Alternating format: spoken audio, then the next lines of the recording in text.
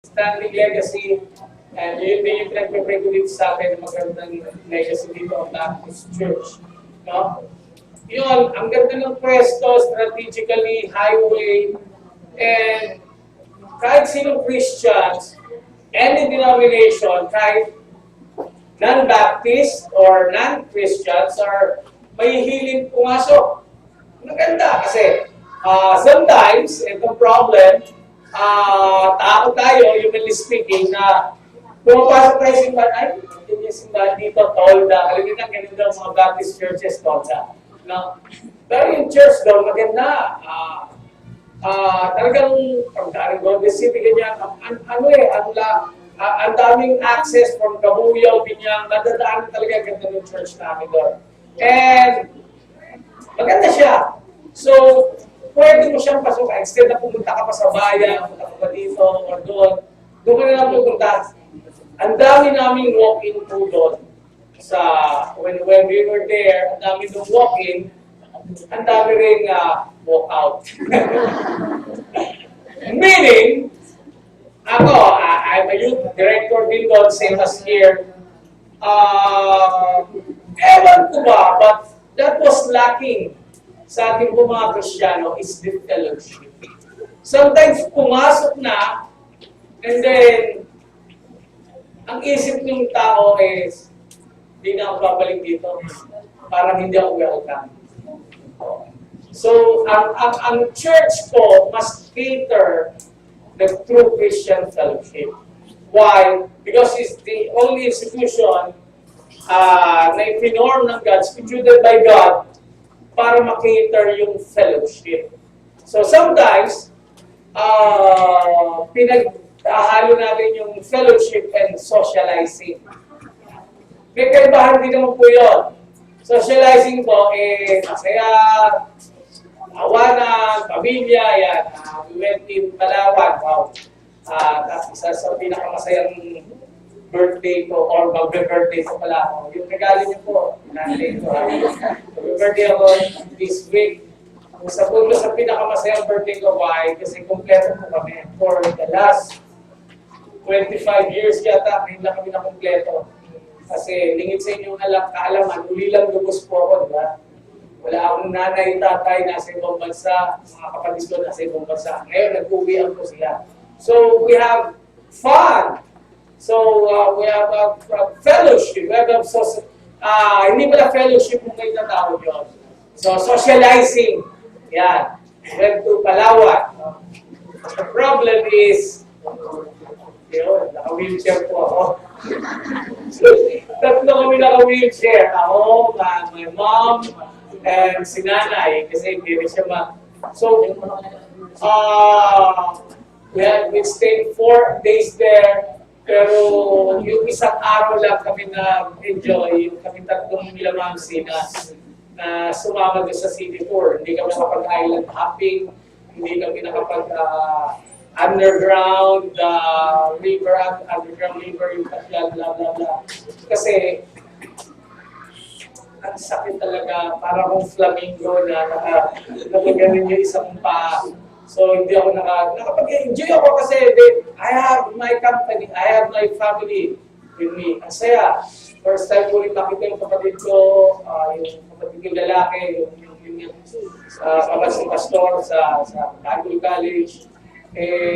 Masaya. Pero deep inside, naiinis ako. Kasi sabi ko, parang ganito rin yung nangyari nung huling umuwi sila. Kilay din ako. Sabi ko, parang ayaw ako paggalay na. So, socializing is yung masaya. But fellowship is, ang fellowship pala ginagamit is para lang talaga sa church or para sa spiritual gathering. Fellowship has something to do with spirituality.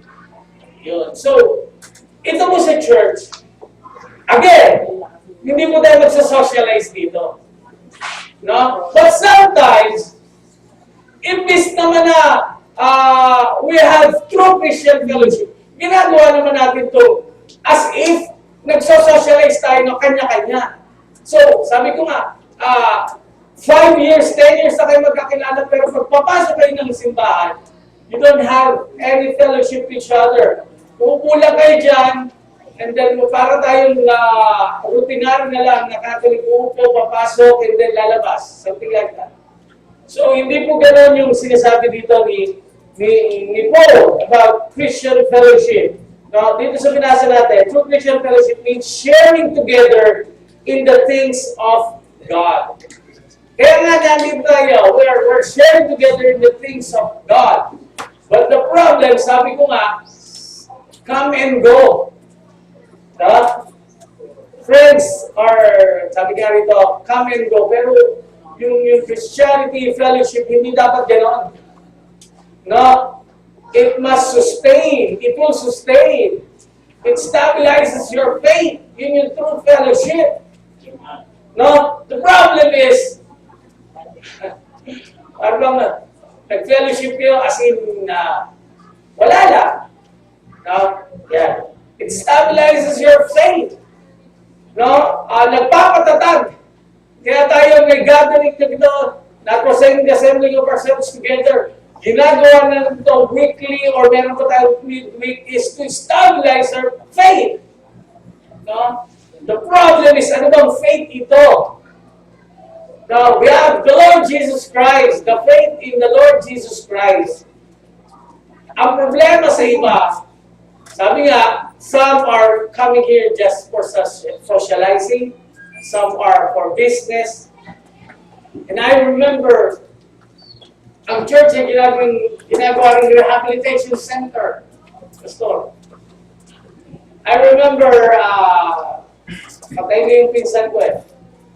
Sabay kami mga, una ako sa kanila naligtas, pero sabay ko silang naisama sa church. I had this cousin also, drug addict, pareho kami. And then, he got saved. Natigil yung kanyang pagdrugs. Tumino ang pag-iisip. And he was an engineer, a graduate of MIT, hindi ko matters in touch, Kuwait Institute of Technology in Manila. So, may itsura, maganda lalaki, parang ako, gano'n. And then, continuously, nasa church. And then, nagbabaptize. Nakuha yung magulang, yung mga uncle ko at tita ko. And then, gusto niya lumago sa pananampalataya. Ako rin po, gusto kong lumago sa pananampalataya. And one way, I think, naisip namin dalawang pinsan ko, is to enroll in a Bible school. Merong Bible school sa church, and I was encouraged by my friend, Pastor Rohel, pastor na ngayon, ang Sovereign, pastor na ngayon, to enroll in Bethany. So, sinama ko siya sa Bethany. Nag-enroll kami pareho, and tinanggal kami doon ni Pastor Nable, that time was Dean. And then, tuwan-tuwa ako, binalita ako sa magulang ko, o siya, binalita niya sa magulang niya. Sinamahan ko pa siya. But the problem is, matino na siya eh. Ayos na pag-iisip niya. Yung enthusiasm niya. Pa, sabay kami ni Daddy, nag-enroll kami sa Bible school. Papasok kami sa Bible school. Ano sabi ng uncle ko? Kalukuhan niyo. Kalukuhan niyo. Sasayahin mo yung pagiging engineer mo. Mag-review ka, mag-apply ka, maghanap ka ng trabaho. Sabihin, he was discouraged. And then, hindi na uli sumama sa church. And then, bumalik uli sa bisyo. And, nagano na ulit. Ngayon naman, yung uncle naman namin, tsaka namin, pinipilit kami ng taas. So, puntahan nyo naman ito, impisa nyo, dali nyo sa church, dali nyo sa church. And then sabi ni Taas, alam mo ito, hindi po rehabilitation yung church namin. No? We cater fellowship and spiritual growth. Pero kung dadali namin ang isang may topak dahil sa pagdadrugs, hindi po, again, ang church po hindi rehabilitation center. Ako po, sabi ko nga hindi ako napagaling ng aking ng rehab, ng nanay ko, or ng sa pagdadrugs, but by the word of God. Pero hindi ibig sabihin, ay dadali nyo rito, mga luko-luko. Hindi po ganun eh. Kailangan po may faith, may pag-iisip. Yun ang the problem sa atin. Tulad mo, maayos na nga. But then, so ayaw nila ng true Christian fellowship. And the good thing is there, sila naman naligtas. Dahil gusto nilang ibalik yung kanilang anak, sila mismo nagsimba, naligtas din sila. Naligtas, and then nagpabaptize din, nag-Bible school sila mag-asawa. So the problem ng giving, natisod na naman. Yan. So, true Christian fellowship means sharing together in the things of God. Real fellowship stabilizes our faith. Ang sarap ba na lalabas ka rito na yung paglabas mo, mamaya 11:30 is puspos ka naman yung gusto. Isip mo yung mensahe na ibinigay ngayon, ibinigay mamaya na, wow, I'm blessed.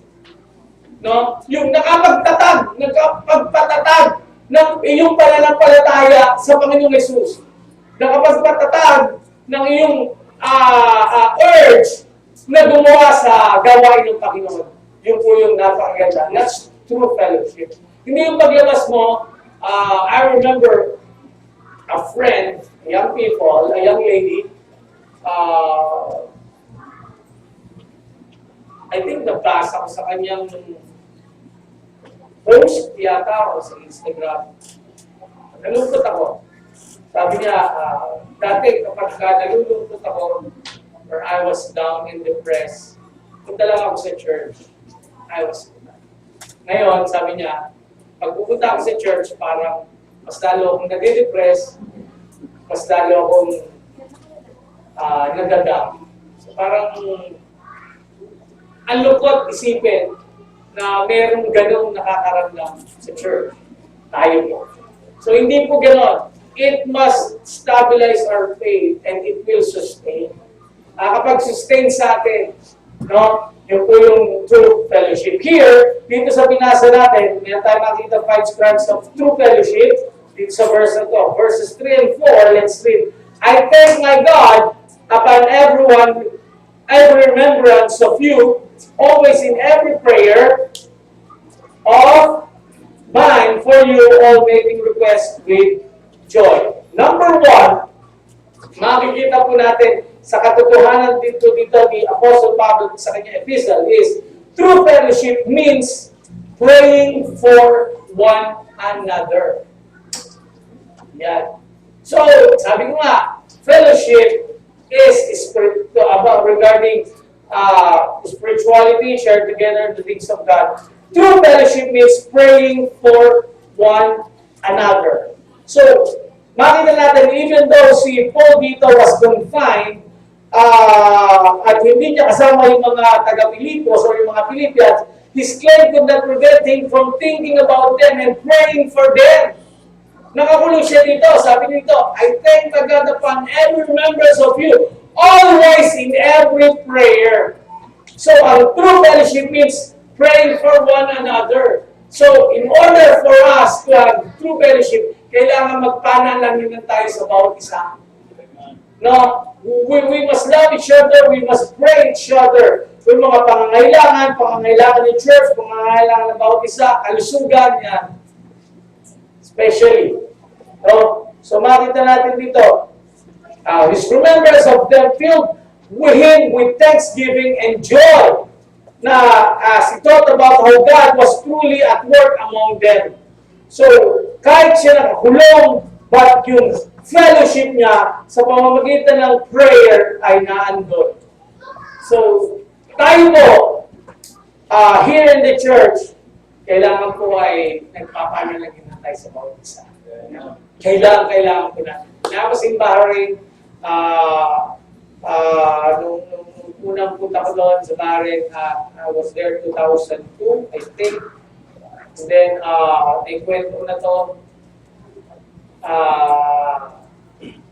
And then, hinahinan ako ng papa ko kasi doon, lalaki ng crab, mga limasan. May paborito yun. Binigyan ako ng isang kasirola ng ginataang limasan. Kinain ko siya. Ubos! siguro mga 5 pirasong malalaki yung sarap. Walang kanin. Suka lang. After kong dumighay, hindi na ako makalakad. Naku po, yung gout ko, tumutok, no? So sabi ko nga, hindi ko maabot yung gamot ko, nakahiga lang ako doon. I think 4 hours ako nakahiga lang, hindi ako makalakad. Hindi ko alam ang gagawin ko. Yung cellphone ko malayo sa akin, hindi ako makatawag sa papa ko, hindi ako makatawag sa kaibigan ko.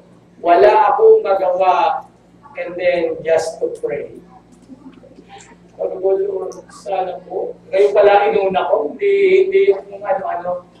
No? So, prayer po is, sabi rito, is pray without ceasing. No? Our members of other believers should not stop with warm feelings, yung pag-alala natin sa mga kasama natin sa church, that's fellowship sa pamamagitan ng panalangin. No? So makikita natin na sinasabi naman in Ephesians 6:18 that to pray at all times in the Spirit and with this in view, be on the alert with all perseverance and petition for all saints. So, lahat. So, it's good thing we have prayer meeting. The problem is 1/4 lang yata ng congregation na to ang nagsisimba or umattend ng prayer meeting. Naglalaro lang tayo at least 30 to 34, 35, 36. Yeah. So, malaga po ang panalangin, malaga po ang fellowship, ang prayer fellowship natin or prayer meeting every Wednesday.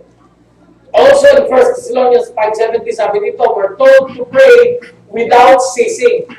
Romans 12 tells us to be devoted to prayer. So mga verses na to, it doesn't mean na we are quit our jobs, spend all day and day, hindi po gano'n.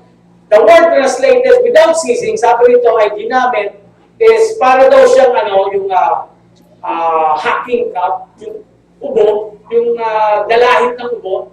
Umuubo tapos may interval niya. Uubo ka na naman. Uubo na. So, ganun daw po yung pray without ceasing. Meaning, you always put God in your mind. No? So, hindi ibig sabihin na, huwag na tayo magtrabaho. Sabi rito sa Bible, pray without ceasing eh. 24/7, magdasal na lang tayo, manalangin na lang tayo, hindi po gano'n. Meaning, 24/7, you put God in your mind. No? And that's true fellowship. Yan. Minsan, mag-wonder kayo, bakit kailangan pa natin mag-pray? Why do we need to pray? Alam na naman ng Diyos sa lahat. He's going to accomplish His sovereign will anyway. Sabi ganyan. Kaya nga sabi ng iba, bakit pa mo na, what's the point of praying? Pero ang prayer po ng mga katulad natin na mananampalataya ay parte po ito ng method of God for accomplishing yung sovereign will sa atin. So para makakamit we are part of it. No? So sabi rito, He uses prayer to change the heart of the one doing the praying. Hindi para sa Diyos yung prayer, para po sa atin. Para sa atin yun. Hindi mo mababago ang Diyos sa pamamagitan ng panalangin. It's tayo po ang mababago. Yung fellowship natin. So, napakagaan po na nananalangin ka sa kapwa mo, nananalangin ka sa kapatid. Sabi nga, may panalangin eh. Isa-isay mo yung pangalan ng mga kapatid. Isa-isay mo yung mga junior niya, sa uluhin mo mga pangalan, panalangin mo sila, si Ken, panalangin mo. Panalangin mo to, panalangin mo yan, panalangin mo. That's true fellowship. It stabilizes your faith. It will sustain. No? It will last. Yeah. So,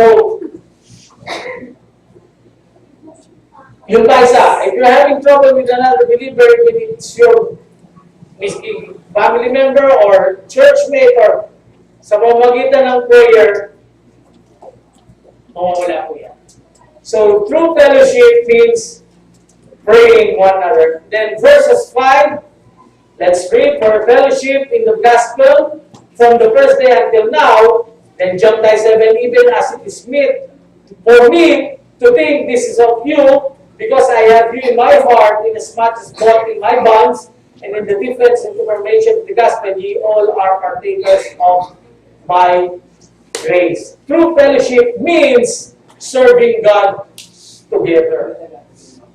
Number one is praying for one another. And number two is serving God together. We have all in common, kaya tayo nasa church, to have fellowship, to serve God. Hindi po tayo dito nagpapagandahan ng gamit. Hindi po tayo dito nagpapabanguhan ng pabango. Kung mabango nga kayo. Hindi tayo dito pumunta para magtinda. Or hindi tayo pumunta rito para makita mo si crush mo. Or hindi tayo pumunta rito para manghingi ng bigas. But we're here to serve God. We are saved to serve God. Sinasabi nito, for fellowship in the gospel from the first day until now. No? Even it is meant for me to think that peace of you all, because I have you in my heart, inasmuch as both in my bonds and in my defense and information of gospel, ye all are partakers of my grace.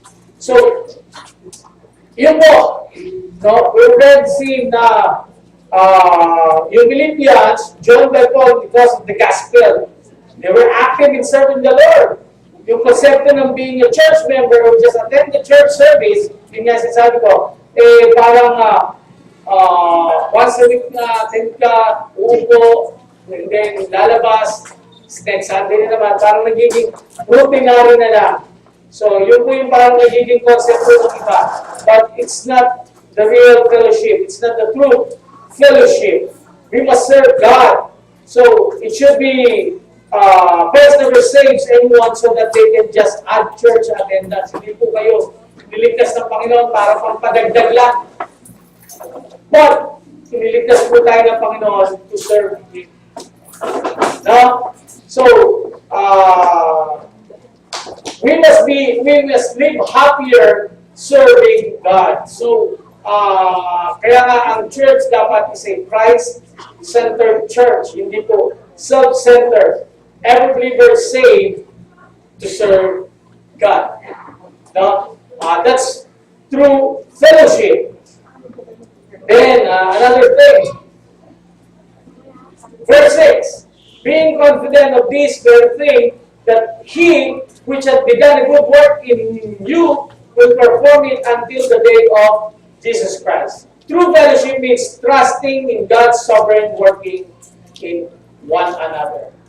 Though, sabi nito, serving God together, lahat tayo maglilingkod para sa Panginoon, and also true fellowship means trusting in God's sovereign working in one another. Sometimes, hindi tayo, parang foreign sa atin yung milagro. Parang hindi tayo naniniwala may himula. Parang hindi tayo naniniwala na gagawin ito ng Diyos. Parang hindi tayo naniniwala na may pagpapalang darating sa inyo. Ako po, lagi kong sineshare ko sa inyo that itong buhay ko pong ito, it was my third life, it is a miracle for me. I trust in God, I trust in His sovereign will na nag-work po sa akin. No? So, true fellowship, itong ginagawa natin ito, magpalakasan tayo so that God's sovereign working in one another. Hindi po sa akin lang, hindi po kay pastor lang o sa inyo lang. Sa lahat po, ang kalooban ng Panginoon po ay sa lahat. No? Ang kalooban po ng Panginoon, yung ginagawa po natin, hindi kanya-kanya po tayo, but we are working in one, the sovereign will of God, or the sovereign work of God, works in us lahat po. Then, verse 7, even as it is sweet for me, to think this of you all, because I have you in my heart, inasmuch as both in my bonds, and in the defense and confirmation of the gospel, you all are partakers of my grace. True fellowship means partaking together of God's grace. Imagine that we are all partakers of God's grace. Hindi tayo nandito dahil aksidente, no. We are here because of the grace of God. Because of the blood of the Lord Jesus Christ. We are all partakers of the grace of God. He died for us. No? Doon sa mga naniwala, doon sa mga tumanggap sa Panginoong Jesus bilang sariling tagapagligtas, you are all partakers of God's grace. Imagine yung biyaya nyo. Biyaya na wala tayong karapatan sa biyaya nito. Biyaya na someday, we will go to heaven. Na wala naman tayong karapatan or wala tayong kakayanang pumunta ng langit. Pero sa pamamagitan po ng biyaya ng Panginoon, we are all partakers of God. So makita natin dito, we are all partakers of the grace of God. True fellowship means partaking together of God's grace. Yan po ang nakakapag-establish ng ating faith. No? And because of the continuance principle or because of the continuance reading or attending the church and fellowshipping and continuously believing in the Lord Jesus Christ, it establishes your faith. Partaking God's grace. This is God's grace. No? Biyaya po lahat. Imagine, someday, when Jesus Christ comes back, kasama ka, pag kinuha ka niya, or when you die, sa langit ka pupunta, that's grace. No? Walang makakaagaw niyo siya. It's only the Lord Jesus Christ. So, and also, relationships stay all through the years. So, sabi ko nga, kanina, we are all partakers of God's grace and it will last. It will sustain through the Lord Jesus Christ. In the presence, in the lives of other Christians. So, dapat po, sabi ito, fellowship with one another. No, partakers of God's grace. So, ibig sabihin, bawat believer na tinanggap si Jesus Christ must fellowship one another, edifying one another. Sabi nga rito dun sa verse, ano bang verse mo? Don't be unequally yoked with the unbeliever. Hindi lamang po application yun dun tungkol sa pagliligawan eh. No? Ibig sabihin, yung fellowship natin, huwag tayong makipag-fellowship sa hindi mananampalataya. Huwag tayong makipag-fellowship sa hindi nating kapareho ng pananampalataya. Kailangan kapartaker natin sila ng biyaya. No? So, hindi naman ibig sabihin na mag-resign ka na sa trabaho or no. But, hanapin po natin yung true fellowship sa pamagitan po ng mga kapatid natin. It stabilizes your faith, it will sustain, and real fellowship is strengthened friendship. No? It strengthened friendship. No? Sabi dito, in verse number 8, for God is my record, how greatly I look after you, all in the bowels of Jesus Christ. True fellowship means heartfelt affection for one another. So, makita natin dito, sa Paul calls God as his witness of his longing and affection for the Philippian believers. Hindi lang because some of them are doubters, but he felt it so deeply. Affection, no? Is the word for the bowels of the inner vital organs. Ibig sabihin, yung pagmamalasakit natin sa isa't isa. That's true fellowship. Hindi lang tayo nagpupunta rito just to hear, hi, hello. There's a welcome here. Hindi po. But means heartfelt affection for one another. So, di ba meron tayong heartfelt affection sa ating mga kamag-anak? But hindi natin sila maka-fellowship dahil don't have the Lord Jesus Christ. So, that's the time na to share them the gospel. patinin nyo yung church. So yun po yung conclusion dito, yun po yung challenge dito na how can we do a better job yung ating mga kamag-anak, especially, doon na tayo magsimula. No? Na makasama natin sila sa true fellowship to the Word of God. Ano po yun po yung challenge sa atin. No? Kasi minsan, attend tayo dito Sunday. Pagdating mo, kasama mo yung mga kamag-anak mo, they don't have the Word of God. Wala kayong same mind sa pakikipag-usap. Tutugad niya sa sabi ko. So, paano natin may operating yung don't be an equal yoke to the unbeliever. So, hindi mo sila makakasama sa kwentuhan. Yeah, the same thing. Okay, masaya kayo sa basketball, masaya kayo sa work nyo, masaya kayo sa school, but you have that the same na gusto or hobby, but you don't have the same mind of the Lord Jesus Christ. So the challenge this morning for us, ditong ating true fellowship is, sabi nga rito, ang tanong is, nakapag-sustain na ba ito? Or nakapag-establish ba ito ng pananampalataya nyo? Yung pag-attend nyo ba rito is establishes your faith? And then yung pag-attend ba natin or pagsama-sama natin sa fellowship like the family camp, youth camp, sports fest, that's all fellowship niyo. Ang result ba nito is establishing your faith? Or it's sustained ba? Nagsustain ba ito through the years? And lastly, sabi rito, kung yung real fellowship mo ba ay nakapag-strengthen ng friendship and ng marriage. Kung ginagawa namin ito, kung halimbawa, lalo lang kaming hindi nagkakaintindihan ng asawa ko, huwag na lang kaming umattend ng church. Huwag na lang tayo mag-fellowship. Dapat po, kung ginagawa nating fellowship with one another and the church, it stabilizes our faith, it will sustain, and it strengthens us.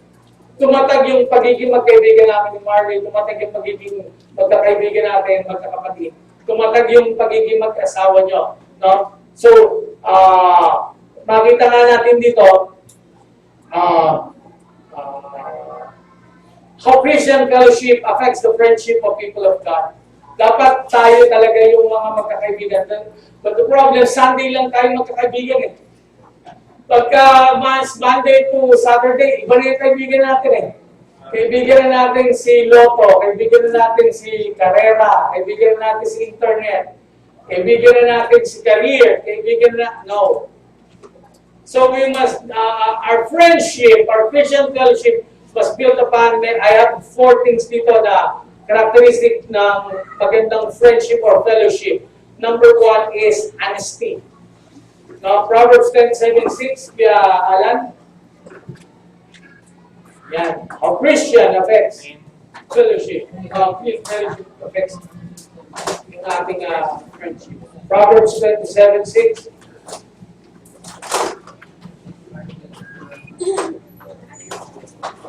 Faithful are the wounds of a friend, but the kisses of an enemy are deceitful. Yung nga yung sinasabi dito lagi ni Pastor, no?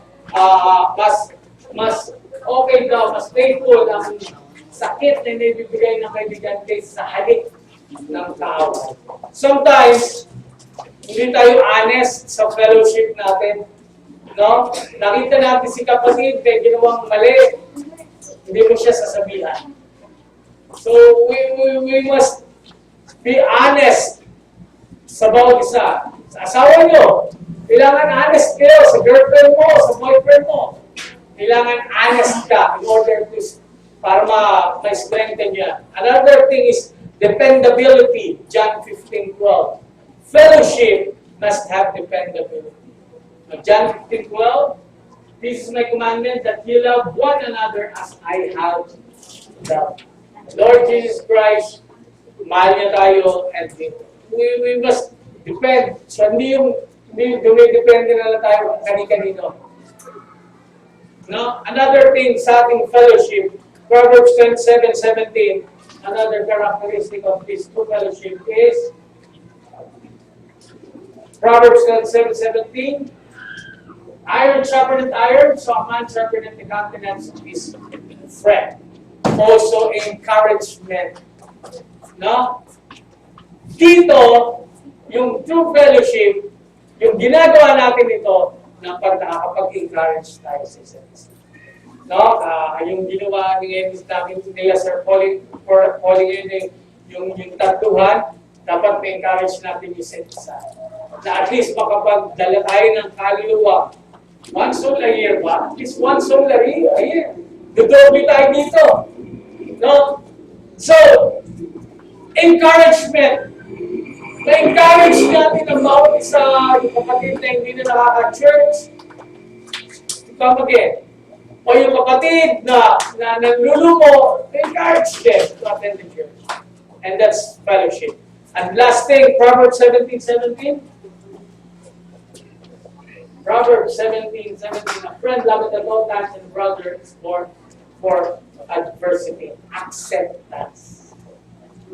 Now, tanggapin natin ang bawat sa, hindi ibig sabihin na the problem here, or sa ibang bansa, or sa ibang churches ngayon, in-accept na nila lahat.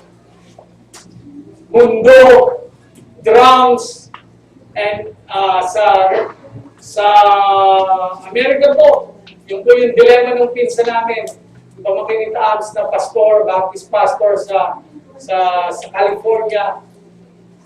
Binewel ka siya ng mga member kasi hindi siya nagkakasal ng lalaki sa lalaki or babae sa babae. You know, in America, legal na pong mag-asawa ang lalaki sa lalaki, babae sa babae. Even Baptist churches. They are suing the pastor. Kung member ka, hindi ka niya kinakasal. Yun yung dilemma ng pinsa namin.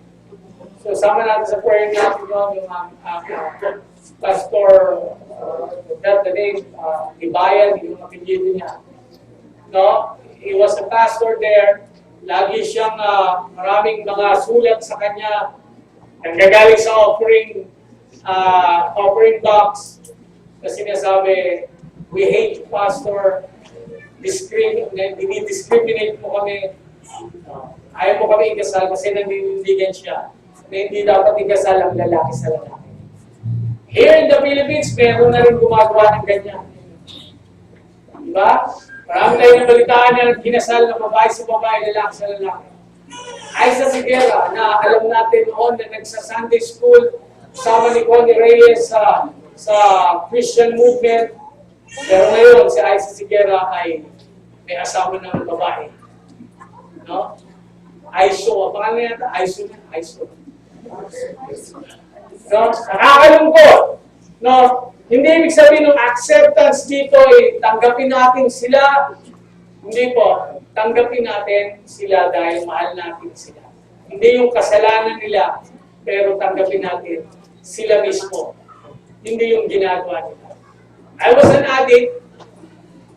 I was accepted in the church, pero hindi ako tinanggap bilang addict. Tinanggap ako bilang singer na handang magbago, na handang tanggapin si Jesus Christ. Same here. Kung meron pa sa inyo rito na bading, or meron pa sa inyo rito na gumon sa bisyo, or meron pa sa inyo rito na gumagawa ng kahindik-hindik or kasamaan sa harapan ng Panginoon, you have to kneel and pray and to ask forgiveness. True fellowship means praying one another, heartfelt affection, and it's strengthened. Dapat mapalakas natin ang ating relasyon sa bawat isa. And the challenge, kung may mga bisita pa sa atin dito, siyempre, the first thing to stabilize is what faith is that na-establish mo. Is the faith in the Lord Jesus Christ. So, accept the Lord Jesus Christ, your personal Savior, and then, yun po yung i-establish mo. Amen? Amen. That's true fellowship.